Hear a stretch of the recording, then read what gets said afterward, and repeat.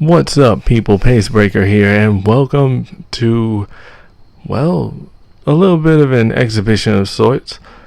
Here is a little demo of Dragon Ball XenoVerse. It's been a month, so I might as well actually show off some footage. So I decided to hook up my capture card and actually try and get some stuff done. Speaking of new things that are being used and should be used more often, well, I'm actually using my studio mic, my MXL 990 condenser microphone, to actually record the commentary and Audacity for this. So, yeah, we got some interesting stuff going on here. Basically, I was doing some parallel quests with Scruffy Kid 100. I've already completed the story mode. I completed the story mode a couple weeks ago. I just haven't done anything with it yet because, well, it sucks trying to record PlayStation 3 stuff when everything that you do so far has been before the HD era. Well, anyway, I picked a Namekian as my starter and I named him Base. This was before Team 4 Star's own XenoVerse, where they made Dumpling and they started talking, and of course there was that part and they mentioned Base, and I was like, oh my god, seriously? I should figure that was unoriginal and uninspired, but hey, he's supposed to be the badass of the team and the heavy when me and Andre and Rob actually team up and do shit. But as a matter of fact, we only got to team up once not too long ago, and it was pretty cool. It was mainly a bunch of versus matches because we teamed up with another guy, and we're just in there and just whooping so much ass. It was like evenly matched between all of us. It's 2v2 and we're just going. We're doing this mission with a random. I don't know why, but oh well. I don't know. I don't really have a specific moveset, at least not yet. I guess I can actually talk about the game. The game is game's pretty interesting. I only played the demo for Battle of Z, but it already feels much better than the demo. The moves, I appreciate that you can do more, but the default control scheme is just awkward. It didn't take me long to get the hang of it, but at the same time, it feels like it could be better. Then again, that's probably just me having been playing BT3 and being accustomed to that, because that's like the system that I've been used to for the longest. This move right here, the Super Ghost Kamikaze attack, is actually what I used to beat the final boss with. Oh, come on, seriously? You make me waste an ultimate. I don't know. See, the thing that irked me about Battle of Z, or at least the demo. See, I can't even tell if that was the finished product or not, but it was the fact that you couldn't block. I checked. You couldn't block. You just had to tank the hits. And the fact that, if you knew like a specific combo and you stayed on your opponent, you could continue to exploit that and just juggle your opponent. They would not be able to block anything and they die. Pretty weak. So, with this game, yeah, you can still end up getting messed up. There's combos that you can exploit, and all that, but the main point that I'm trying to make here is it feels like Battle of Z and XenoVerse are actually supposed to be an attempt at like remaking Dragon Ball Z sagas, at least in my opinion. I was saying if they actually would go back and take a look at this game and then try and expand on it, that could actually lead to some really awesome stuff. And what did we get?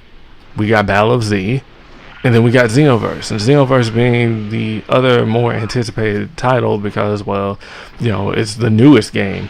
And it happened to come out, much like Battle of Z, after Battle of Gods. Except for the fact that this time the combat's supposed to be more fluid and dynamic and all that, and you're able to do stuff. I don't know. I mean, basically, this is just an impressions video, and it's only featuring like one parallel quest instead of a compilation of footage, because I only recorded like 3 videos. I'm only using 2.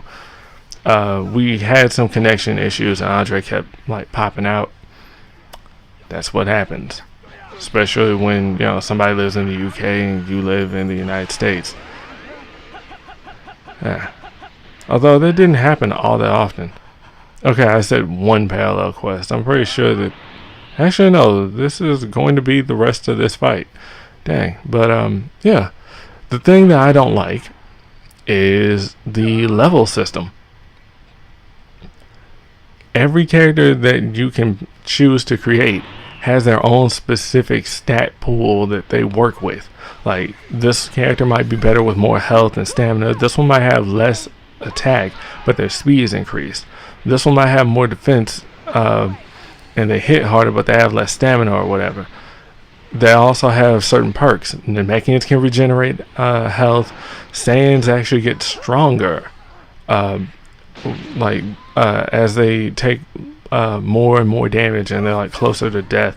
As a matter of fact, Super Saiyan is like the cheapest thing that you can possibly pull off in this game. Seriously, you can spam ultimate.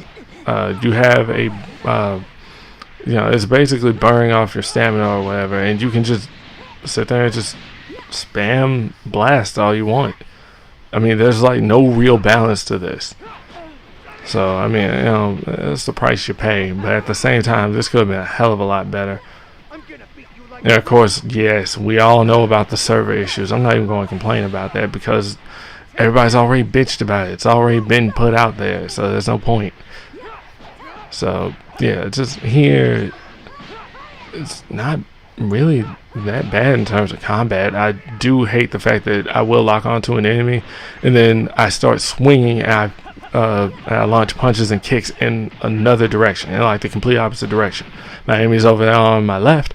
Suddenly, I start attacking to my right, and I have no idea why. The fact that you can lock onto the gate, if you can travel to another environment, you happen to be next to the gate, you can flick the right analog stick and you end up targeting the gate instead of the next enemy. That can be a problem during fast-paced combat, and you're in a crunch and you could easily get killed. Yeah, not very nice. It's pretty damn interesting, I'll admit. It can get pretty chaotic. I would have liked more destructible environments, and you know, the battle damage stayed, but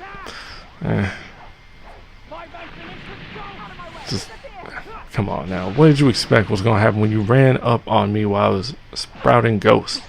Are you serious? No, you're going to die. And you're going to die the most embarrassing death that you've ever died. Okay, somehow they... I forgot about the stupid evil aura ends up giving them like the ability to just tank this crap.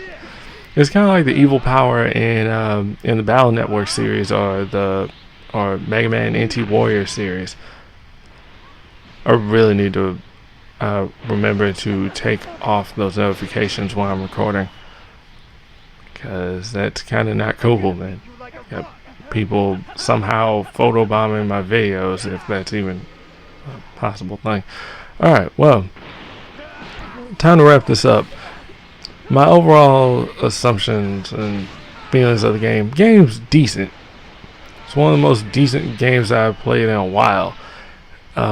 Could be a lot better. On a scale of 1 to 10, 1 being the worst, 10 being the best, XenoVerse actually sits there at about a 7. Maybe a 7.5 or so. I mean, it's above average, but it's not the best Dragon Ball game that we've had. I mean, I have fun with it, and it didn't really take me that long to beat it. And of course, you know, you gotta go out of your way to grind, and there's the total RNG elements to getting new abilities, and it's kind of stupid because a lot of abilities actually suck, but at the same time, I do like having variety.